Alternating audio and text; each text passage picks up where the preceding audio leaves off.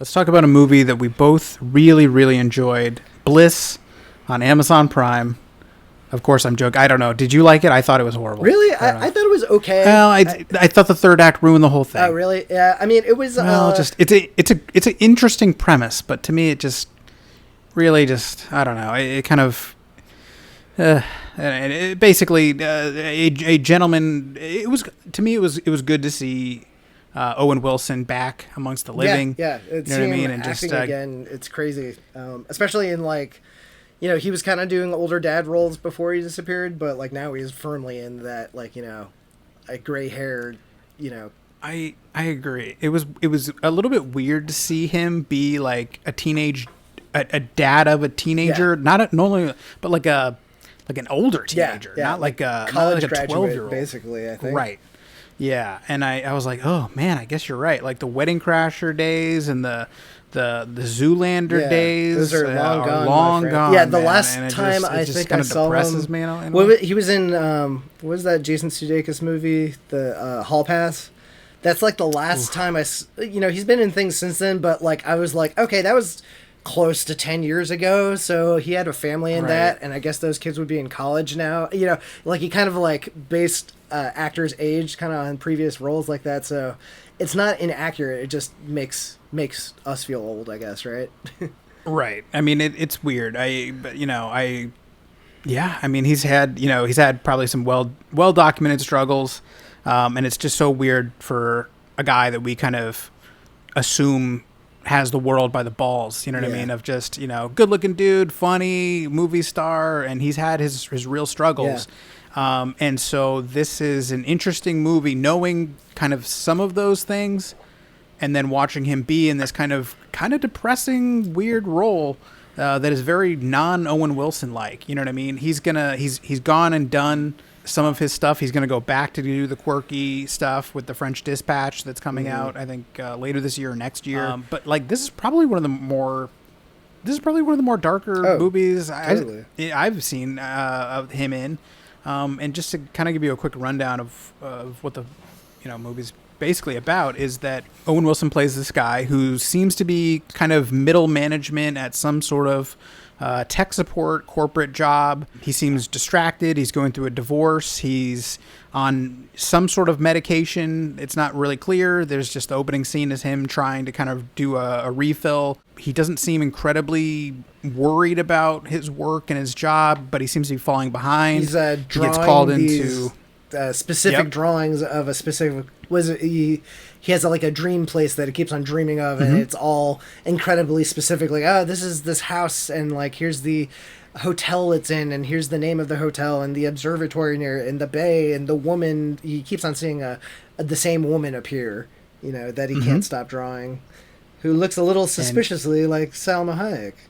Well, there you go. It could be. You could do worse than drawing on the Salma. It definitely looks like a drawing and not like a bad Photoshop of Salma. Like a filter or whatever. Too. It looks like an Instagram filter. Yeah. So he gets called in by his boss. His boss says, "Hey, you're kind of slacking. You're failing." Boss, fires him, and he, a couple things end up happening. He goes to a bar. He meets Salma Hayek. Salma Hayek is alone by herself, kind of grabbing a drink or whatever. They kind of get to talking, and Salma Hayek just goes, "Oh, you're real. You're a real person." And he's like, "What are you talking about?" Of course, And she starts explaining how they are living in some sort of simulation, that most people here aren't real. There's a few people, and they kind of build this friendship. She says, "Go into the bathroom, and I need you to get these, get my necklace, which has some weird crystals in it, and then those crystals allow them to do some, a weird, by the looks of it, kind of, telekinesis, magic power type stuff." And then, it kind of goes from there, where they're kind of running around together, almost becoming weirdly homeless, because Salma Hayek is basically living... Salma Hayek is basically like a homeless, like... Salma Hayek looks like she's about to go to Burning Man, or something like that. She's like that witchy kind of homeless hippie vibe. Right. And to me, it's weird because I live in I live outside Los Angeles, and I'm in Southern California, and the homelessness is just it's just wild. It's on another level. I've lived all over. I've lived on the East Coast, New York, DC, you name it, and it's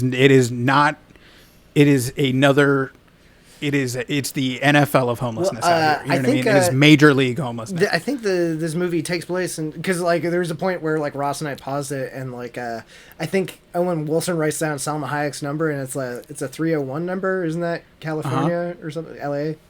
I don't know. I'm trying to think of the area codes because I know are 703 or whatever. I know some of the New York ones are like 201 maybe. I don't know. I've always just had my cell phone number. I've never gotten a new phone number. Right. But I'm not sure. But it is weird because it's like, it doesn't ever explicitly say where it takes place. And I kind of got the vibe that it was like near future, kind of like that, like vague, almost Black Mirror kind of thing where it's like, like this is familiar, but there's some things that are different. But if I had to place it somewhere, I guess I was assuming like LA or someplace, specifically because, it's got a noted homeless issue and everything. Yeah, no, but I don't know how deep to go. If you're interested in this is a hard one to not talk about with spoilers. It's also weird because the trailer gives away a lot. Because if you're trying to go, I would say if you're interested in the premise, just watch this movie because the trailer like literally like has a bunch of stuff in it from the third act, and it's also stuff that like. I was trying to figure out, had I not seen the trailer, would I have known it was going that direction? It would probably be better if you go in unsullied, though, if you are interested in this. The less you know, the better. But yeah, it's a weird movie to review because the ending, the second half of the movie is really hinging on a few different premises that are explained that kind basically, of explained. Well, sort of, yeah. So, like, it's I don't know how much we want to get into it, but basically, the idea of shaping someone's consciousness by simulations and what is real and what isn't, and if you could could you improve the quality of someone's life and make someone a better person by exposing them to realities that may or may not be happening, and create a more a better population of humans, because you're basically putting them through experiences that they wouldn't ordinarily experience. And then in so doing, creating a more, a better, more well-rounded person. And I guess that is an interesting concept to base a movie around. And then it just completely fails that point for me. The third act is just a nightmare. So the thing is, can we just say spoilers at this point going forward? Yeah, if you were just gonna So basically, like, that's not even what I really feel like the movie's about. Like the whole thing, I feel like is this guy just a drug addict who's hallucinating all this stuff, or is he? Actually in a simulation or whatever, because I feel like, you hear of all these stories of people coming off of like some sort of hardcore drug, like, meth or something like that. And like, you think everything's a simulation and you think, it's like that whole philosophical brain in a vat sort of thing. Like, like how would you be able to tell if you were always in a simulation? And, it's that whole thing. Like the thing where the movie is interesting is it kind of gives you evidence to each side, so it's kind of hard to come down on one side. Like it seems very likely, like all the things that Salma Hayek seems to be saying are crazy, but then there are all these points where it seems like there's evidence to back her up. Like for instance, when Owen Wilson first runs into her in the bar, she has like magic matrix powers where she can like move things with her mind and shit.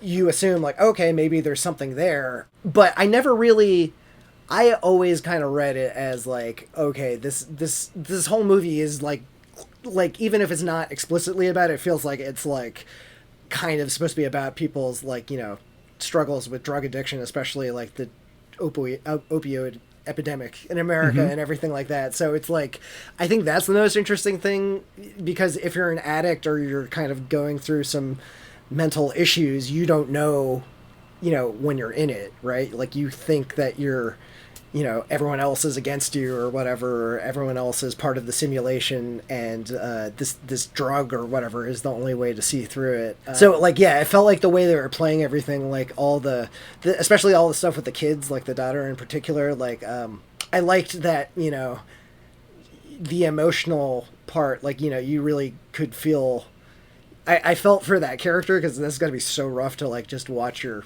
parent go through that stuff, and just see them kind of like shift from like drift down to the dregs of society and everything like that. It is wild. You're a couple zigs and a zags away from basically just living on the streets. And that's kind of what.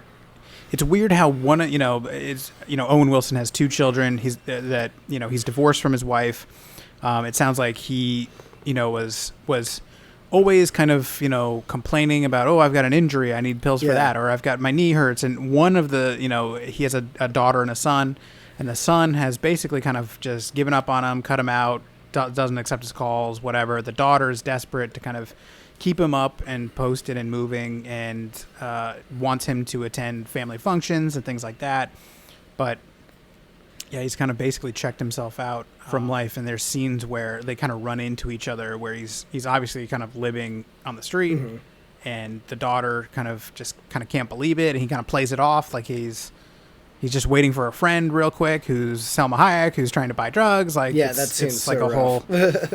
yeah. So there's a lot of weird stuff. I mean, there's they form a very quick, tight relationship that looks very manic, like drug users would have. That was totally like, I feel like, and I gotta give a shout out to Salma Hayek. I did actually think she was A, very good in this, B, gorgeous. I'm still like amazed that she's in her She's 50s. got to be 80 years old. I don't know, but she's still rocking it. And I mean, there's scenes where because I've seen it on Reddit, they love this scene where she leans into a car because she's basically playing a woman who is basically turning tricks for money or cash or whatever. She'll like pull her shirt down, lean over, talking to a John, climbs into his car, while Owen Wilson's sitting there with, old expired food from a Popeyes.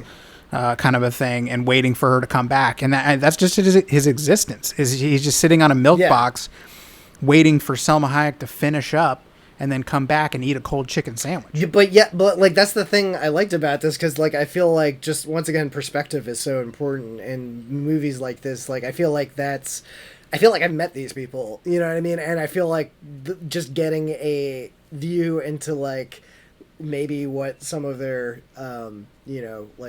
like what they're experiencing is kind of like the most interesting part of the movie. But it also is weird because like towards the end, when it becomes really vague what's going on, like it really tries to muddle like what is reality, what is the simulation, what's the simulation within the simulation.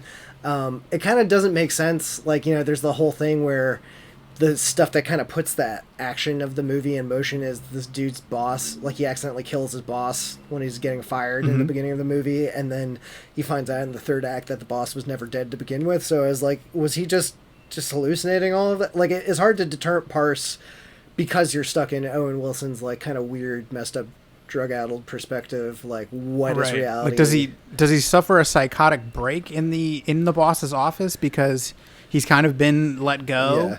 And you're not processing at that point.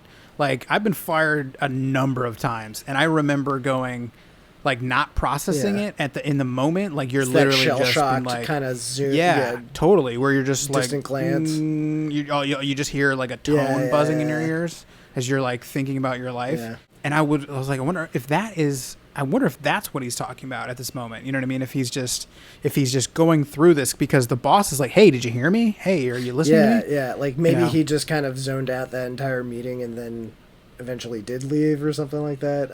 Yeah, right. Like, it's one of those, you ever drive on the highway and you think, like, in another dimension, I crashed into that meeting wall. Yeah. Totally. You know what I mean? And then you're like, oh shit. Like, you could just, am I alive right now? Yeah, like you just catch yourself like going way down the rabbit hole of like, like, oh, this leads to this, which leads to this, and Right. Like, ooh, that was a close call. Yeah. Like, in another dimension. Yeah. I didn't see that guy like in my blind spot. Right. You know what I mean? I don't have any legs like, or whatever. Well, I don't get that dark. Yeah. But, I just hope I die. You know what I mean? So you're just gone.